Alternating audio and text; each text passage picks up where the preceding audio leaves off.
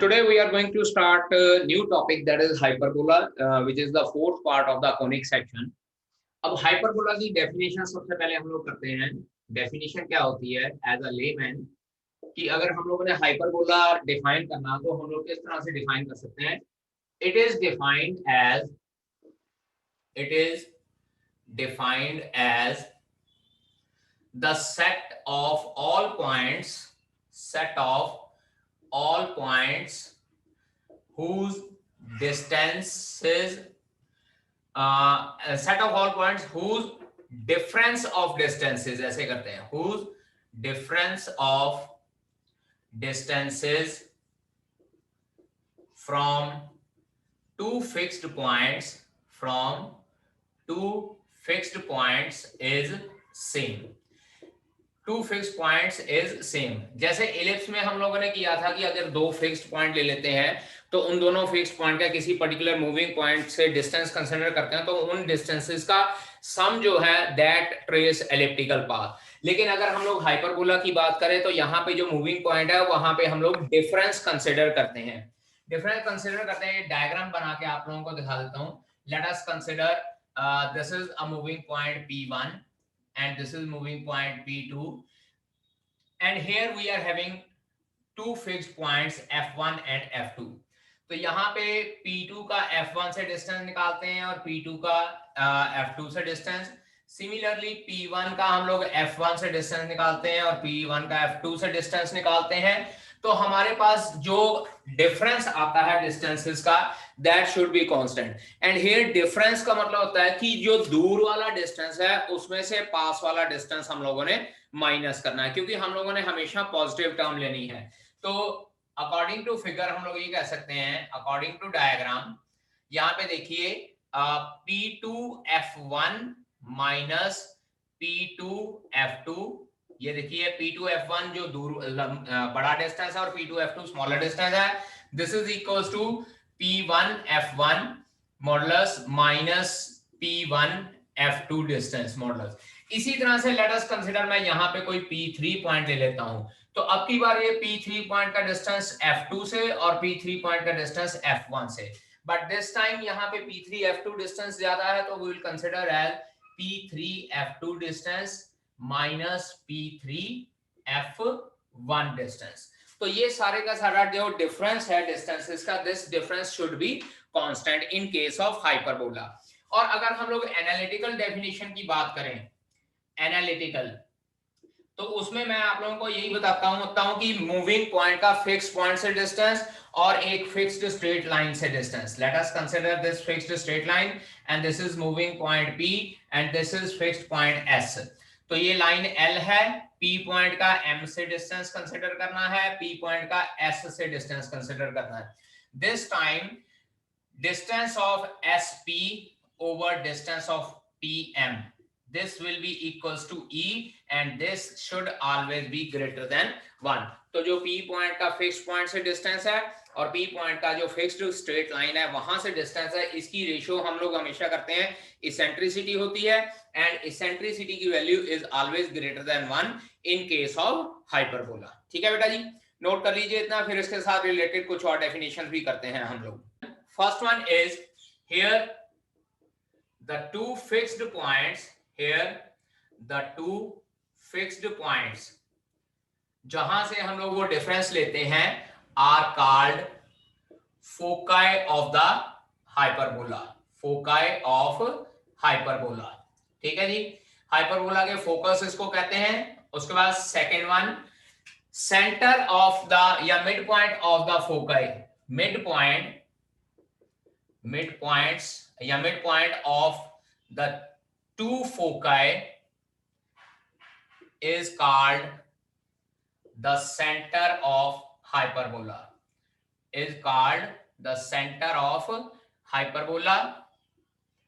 इसके बाद नेक्स्ट हमारे पास होता है एक्सिस। अब एक बात बेटा याद रखिएगा कि इलिप्स के केस में हमारे पास एक मेजर एक्सिस होता है और एक माइनर एक्सिस होता है, बट हाइपरबोला के केस में हमारे पास कोई मेजर एक्सिस और कोई माइनर एक्सिस नहीं होता है। तो हाइपरबोला के केस में फिर हम लोग क्या लिखते हैं, सबसे पहले यहां पे लिखेंगे line passing through the two foci is called the transverse axis. Transverse axis बोलते हैं फोकाई में से पास होने वाली लाइन को. जो ये लाइन पास हो रही है इसको हम लोग ट्रांसवर्स एक्सिस कहते हैं. And length of transverse axis is equals to 2a unit. जो ये ट्रांसवर्स एक्सिस है, अब यहाँ पे देखिए ये हमारे जो वर्टिसेस होते हैं हाइपरबोला के, तो जो ये डिस्टेंस है this distance is 2a unit.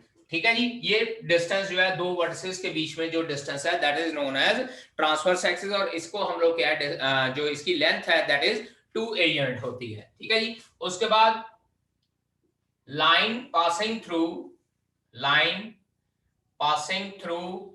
center of hyperbola,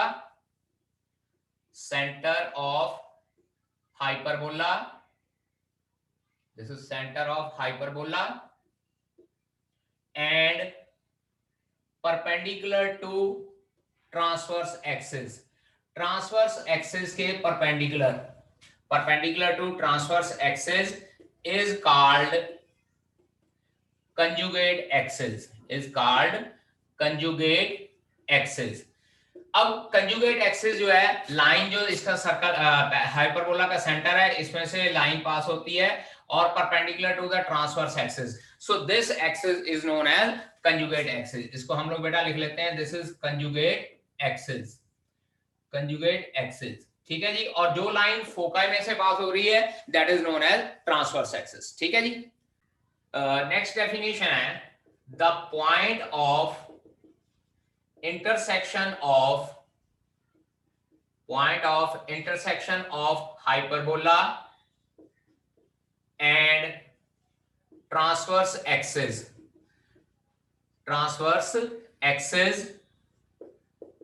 is called the vertex या vertices of hyperbola are called vertices of hyperbola. ठीक है जी. तो यहां पे जो ये पॉइंट्स हैं these are the vertices of the hyperbola. Let us consider this is point A and this is point B. तो point A और point B जो है वो हमारे पास vertices of the hyperbola होते हैं. ठीक है जी. नेक्स्ट हम लोग कंसिडर करते हैं the distance between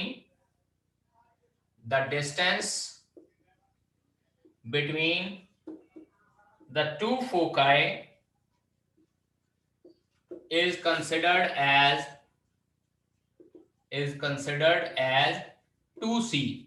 अगर इन दोनों फोकाई के बीच में डिस्टेंस 2c कंसिडर करते हैं तो नेचुरल सी बात है जो हमारे पास डिस्टेंस f2 का ओरिजिन से है this distance is c unit. Similarly this distance is also c unit. और क्योंकि ये 2a यूनिट है हमारे पास तो इसका मतलब हो जाएगा OB डिस्टेंस हमारे पास a यूनिट हो जाएगा और इसी तरह से हमारे पास OA डिस्टेंस भी a यूनिट हमारे पास हो जाता है. अब दूसरी बात है कि जो ये एक्सिस है perpendicular to the transverse axis इसको हम लोग कंजुगेट एक्सिस क्यों कंसीडर करते हैं.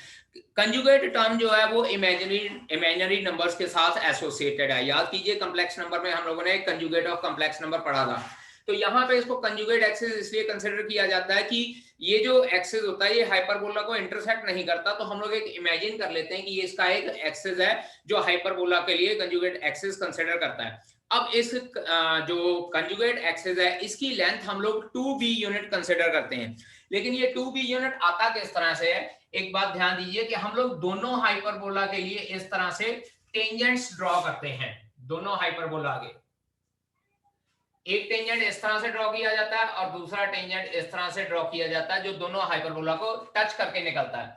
अब लेंथ ऑफ कंजुगेट एक्सिस कैसे होती है कि जो ये वर्टेक्स है इस वर्टेक्स से इस टेंजेंट के ऊपर एक परपेंडिकुलर ड्रॉ किया जाता है और वो परपेंडिकुलर से इस एक्सिस के ऊपर फिर से एक परपेंडिकुलर ड्रॉ किया जाता है.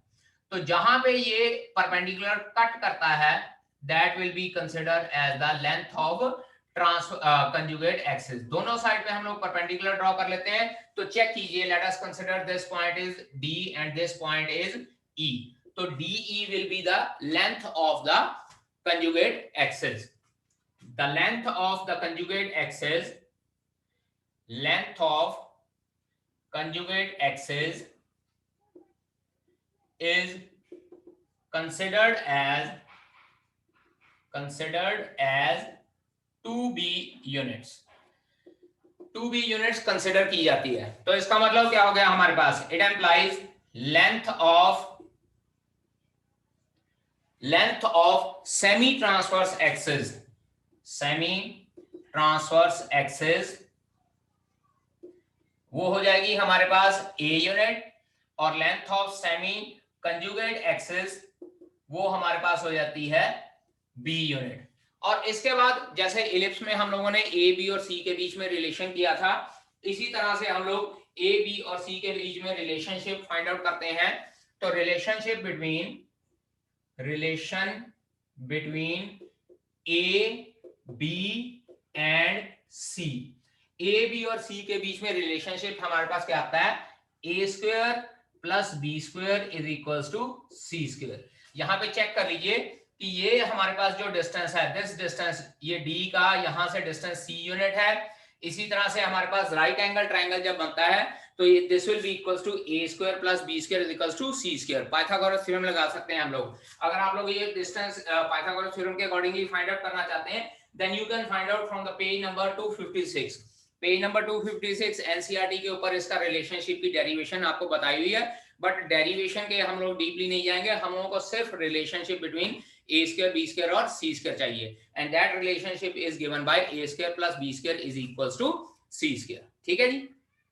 We are having two types of hyperbola. First one is x square plus x square over a square minus y square over b square is equals to 1।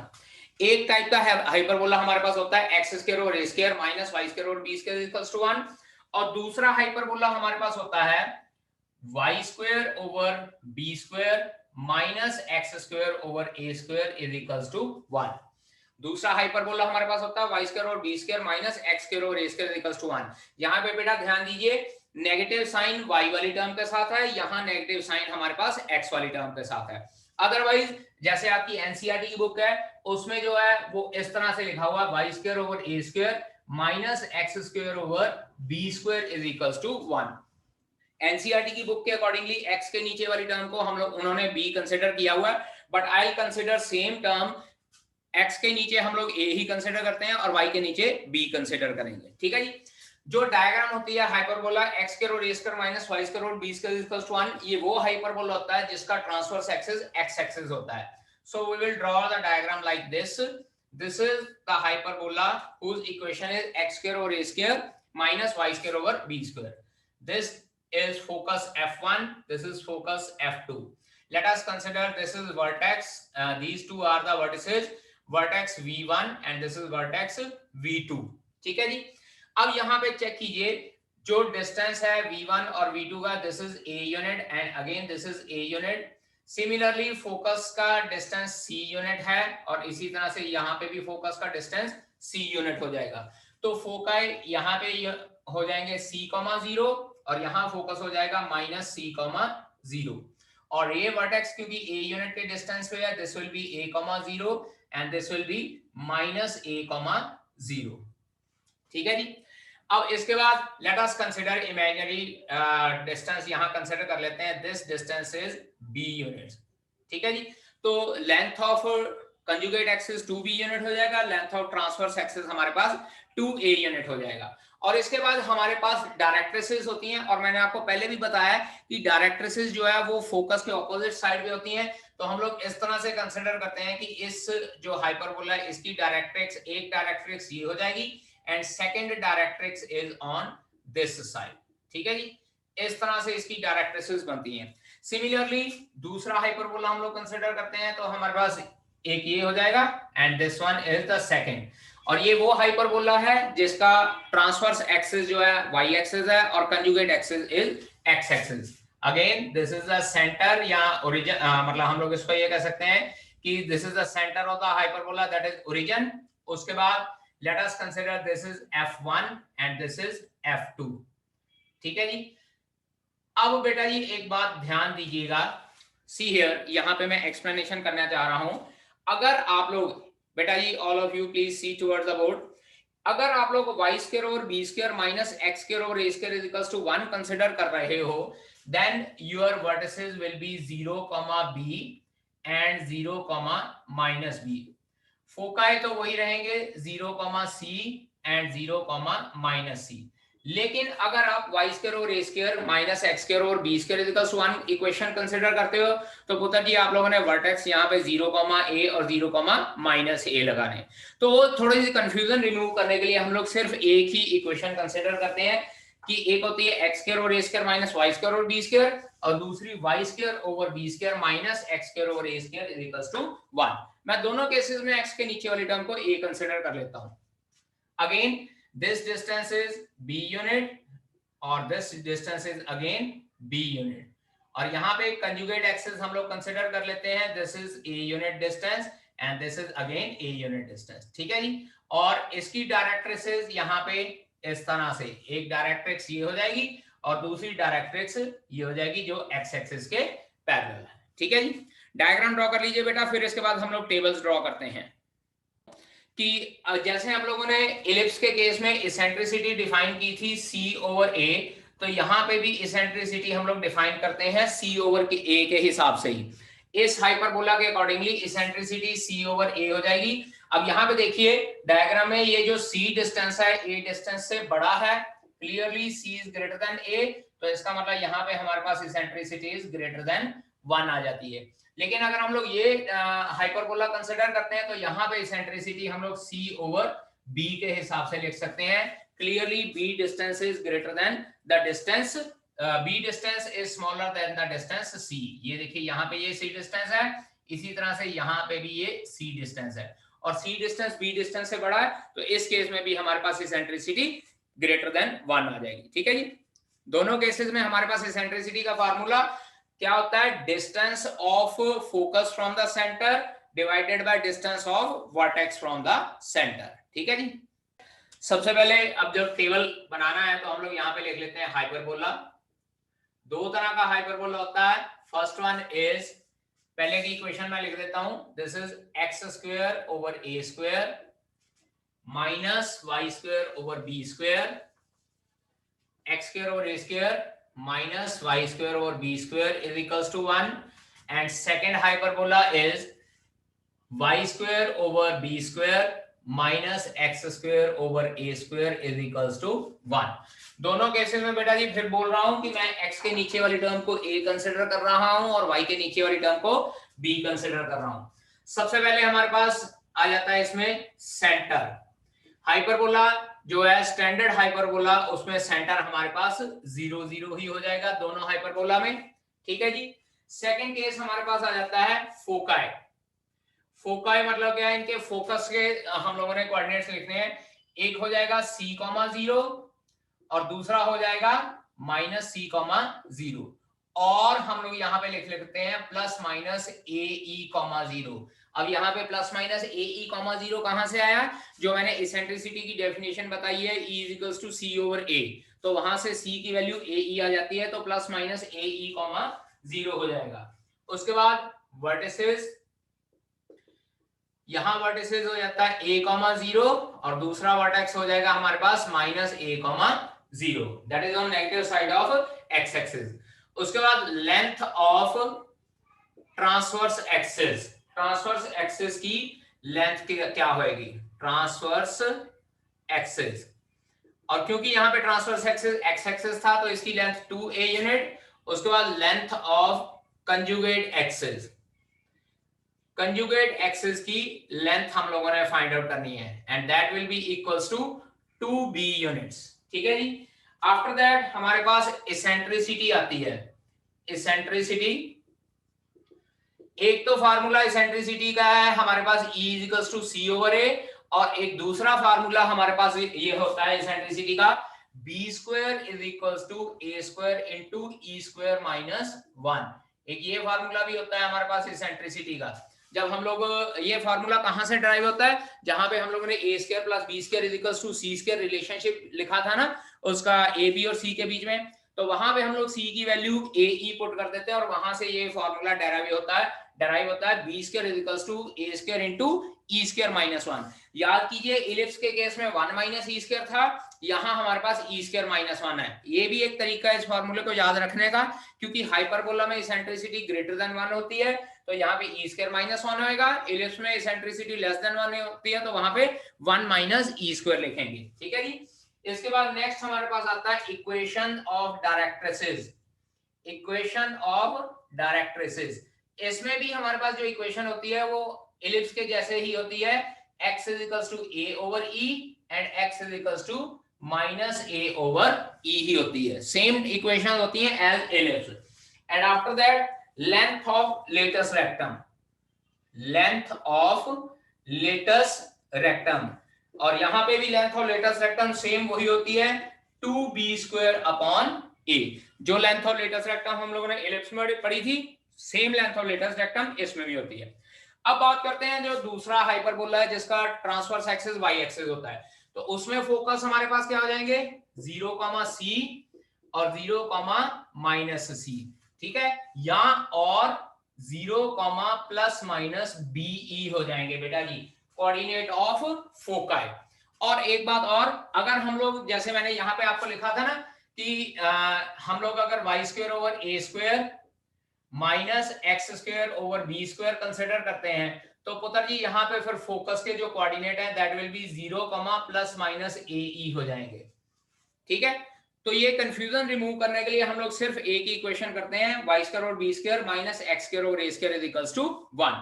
ठीक है, अब इसके अकॉर्डिंगली नेक्स्ट हमारे पास जो है वर्टिसेस आ जाते हैं। अब क्योंकि ये ट्रांसवर्स एक्सिस इसका वाई एक्सिस है, तो इसके वर्टिसेस क्या हो जाएंगे 0, b and 0, minus b। Vertices जो है इस हाइपरबोला के 0, b और 0, माइनस b हो जाएंगे।